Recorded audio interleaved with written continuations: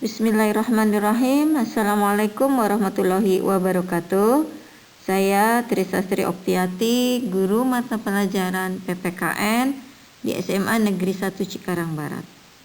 Baik, pada kesempatan kali ini mari kita sama-sama mempelajari materi kelas 12 bab 3, yaitu pengaruh kemajuan iptek terhadap NKRI. Khususnya pada pertemuan kali ini kita bahas kategori yang kedua, yaitu sikap selektif menghadapi kemajuan iptek. Nah, setelah mempelajari materi ini, diharapkan peserta didik dapat 1. Menyikapi pengaruh kemajuan ilmu pengetahuan dan teknologi dengan tetap memegang nilai-nilai ketuhanan yang Maha Esa. 2.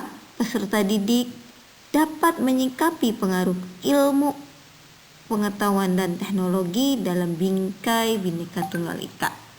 3. Peserta didik dapat mengidentifikasi dari berbagai sumber tentang pengaruh positif dan negatif kemajuan iptek terhadap negara dalam bingkai Bhinneka Tunggal Ika. 4. Peserta didik dapat mengidentifikasikan dengan menggunakan high order thinking skills atau HOT tentang pengaruh positif dan negatif kemajuan iptek terhadap negara dalam bingkai Bhinneka Tunggal Ika. Selanjutnya, peserta didik diharapkan dapat menelaah data dari berbagai sumber tentang pengaruh positif dan negatif kemajuan iptek terhadap negara dalam bingkai Bhinneka Tunggal Ika. Selanjutnya juga, peserta didik diharapkan dapat mengevaluasi dan mengelompokkan pengaruh positif dan negatif terhadap iptek terhadap negara dalam bingkai Bhinneka Tunggal Ika. Serta terakhir, diharapkan peserta didik dapat menyajikan hasil evaluasi dan melakukan sosiodrama pengaruh positif dan negatif kemajuan iptek terhadap negara dalam bingkai negara Bhinneka Tunggal Ika. Sikap selektif yang pertama yaitu sikap tanggung jawab dalam pengembangan iptek. Bagaimanapun juga, manusia hidup di dunia ini tidak dapat terlepas dari kemajuan iptek. Dengan iptek, hidup manusia dipermudah. Tetapi agar tidak menimbulkan permasalahan dan dampak negatif, manusia perlu memiliki sikap tanggung jawab serta etika di dalam mengembangkan dan menerapkan iptek. Bagi bangsa Indonesia, di dalam mengembangkan dan menerapkan iptek perlu meningkatkan landasan idealnya, yaitu berdasarkan Pancasila, dan landasan konstitusionalnya, yaitu Undang-Undang Negara Republik Indonesia tahun 1945.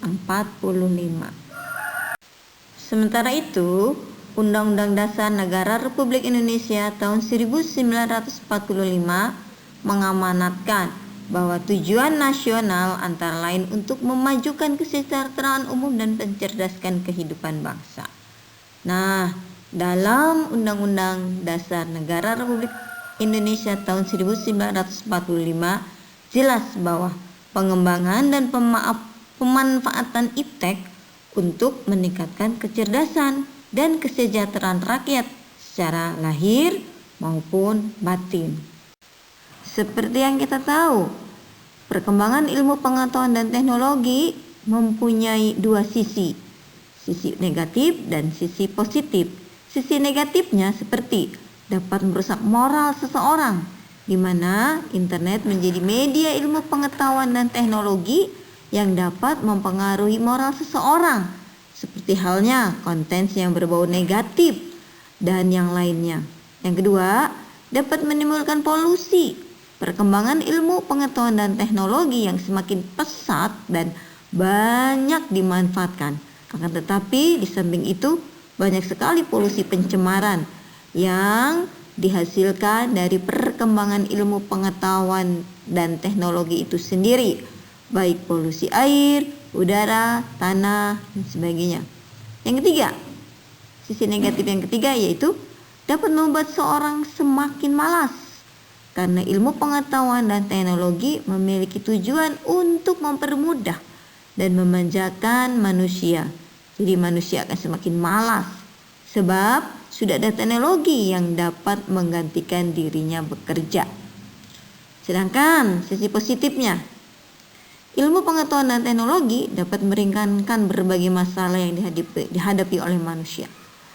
Iptek juga dapat membuat segala sesuatunya menjadi lebih cepat dan mudah.